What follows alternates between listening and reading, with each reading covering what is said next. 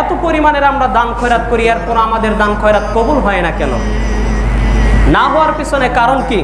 সম্মানিত উপস্থিতি, সূরাতুল বাকারা এর 261 নং আয়াত থেকে 274 নং আয়াত পর্যন্ত মহান রব্বুল আলামিন দান খয়রাতের বেশ কিছু আলোচনা করেছেন। তার ভিতর যেই কারণগুলো রয়েছে আমাদের দান খয়রাতটা কবুল হয় না, তার অন্যতম একটি কারণ হলো আমাদের সম্পত্তি হালাল না। আমাদের ধন সম্পত্তি হালাল না, হারাম হওয়ার কারণে মহান রব্বুল আলামিন কবুল করেন না। ওয়া ইন্নাল্লাহা লা ইয়াতাকাব্বালু ইল্লা তাইয়্যিবা, মহান রব্বুল আলামিন কখনোই যেটা নোংরা, যেটা পচা, যেটা বৈধ নয় সেই জিনিস কখনোই গ্রহণ করেন না। মহান রব্বুল আলামিন সুন্দর জিনিস, যেটা ভালো জিনিস, যেটা হালাল জিনিস, এটাকেই তিনি কবুল করে থাকেন।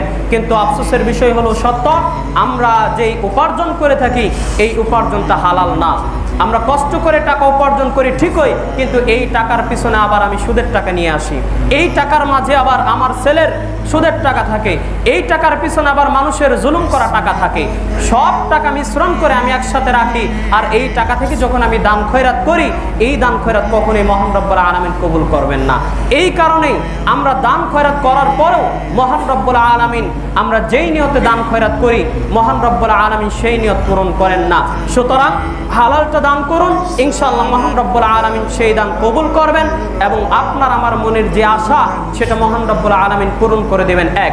দ্বিতীয় নম্বর যেই কারণটি, সেটা হলো যে আমরা মহান রব্বুল আলামিনকে দান করি, দান করার ক্ষেত্রে যেই নিয়ম রয়েছে সেই নিয়মটা ফলো করি না। কি?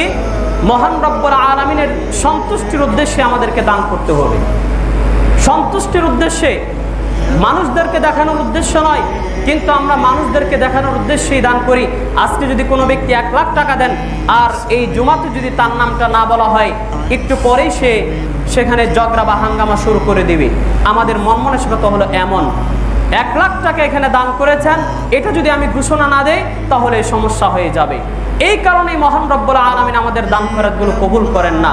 কারণ আমার অন্তরটা খালেস না, আমি ইখলাসের সহিত দান করিনি। আমার দানটা হলো মানুষদেরকে দেখানোর জন্য, মানুষ আমাকে বাহবা দিবে, এই কারণে আমি দান খয়রাত করি, তাই আমার দানটা কবুল হয় না। এবং তৃতীয় নাম্বার যেই কারণটা হলো, সেটা হলো আমরা সঠিক টাইমে দান করি না। বুখারীতে রয়েছে, একজন ব্যক্তি নবী করিম সাল্লাল্লাহু আলাইহি ওয়াসাল্লামের কাছে আসলেন, এসে বললেন, ইয়া রাসূলুল্লাহ আইয়ু সাদাকাতি আ'যামু আজরান, হে আল্লাহর রাসূল, সবচেয়ে প্রতিদানের দিক থেকে আমি কোন সদকা করতে পারি, যেই সদকা করলে মহান রব্বুল আলামিন আমাকে অনেক প্রতিদান দিবেন, আমার মনের আশা আকাঙ্ক্ষা পূরণ করবেন, এমন কোন সদকা রয়েছে আমাকে একটু জানান। নবী করিম সাল্লাল্লাহু আলাইহি ওয়াসাল্লাম বললেন, আনতা সাদ্দাকা ওয়া আনতা সহিহুন ওয়া শাহীহুন, তুমি এমন টাইমে দান করবে যেই টাইমে তুমি সুস্থ রয়েছো। সুস্থ অবস্থায় দান করতে হবে। আমরা যখন একদম বৃদ্ধ হয়ে যাই, আমাদের পা একটা কবরে চলে গিয়েছে, এমত অবস্থায় আমরা দান খয়রাত করি, যার কারণে মহান রব্বুল আলামিন সেই দান কবুল করেন না। সুস্থ সবল থাকতে দান খয়রাত করতে হবে, তাহলে মহান রব্বুল আলামিন কবুল করবেন।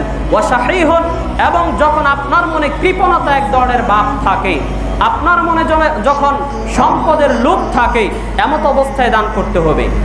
দান করার ইচ্ছা মনের ভিতর জাগে না, এই টাইমে যদি আপনি দান করেন তাহলে এই দান গ্রহণযোগ্য হবে। আপনার মনে অনেক লোভ অর্থ সম্পত্তির, এই টাইমে যদি আপনি দান খয়রাত করেন তাহলে ইনশাআল্লাহ মহান রব্বুল আলামিন আপনার আমার দান কবুল করবেন। আর হালাল উপার্জন হতে হবে। দ্বিতীয়ত হলো যে মহান রব্বুল আলামিনকে সন্তুষ্ট করার উদ্দেশ্য হতে হবে। তৃতীয় নাম্বার হলো সঠিক টাইমে দান খয়রাত করতে হবে, তাহলে আমাদের দান কবুল হবে, নচেত আমাদের দান কবুল হবে না। মহান রব্বুল আলামিনের কাছে আমরা সকলেই আবেদন করি, হে মহান রব্বুল আলামিন, আমরা পাপী তাপী বান্দা যাই দান খয়রাত করে থাকি না কেন, তুমি সেই দান খয়রাতগুলোকে কবুল ও মঞ্জুর করে নিয়ে আমাদেরকে সেই বিচারের মাঠে প্রতিদান দিও। আল্লাহুম্মা আমিন। ওয়া আখিরু দাওয়া আনিল হামদুলিল্লাহি রাব্বিল আলামিন।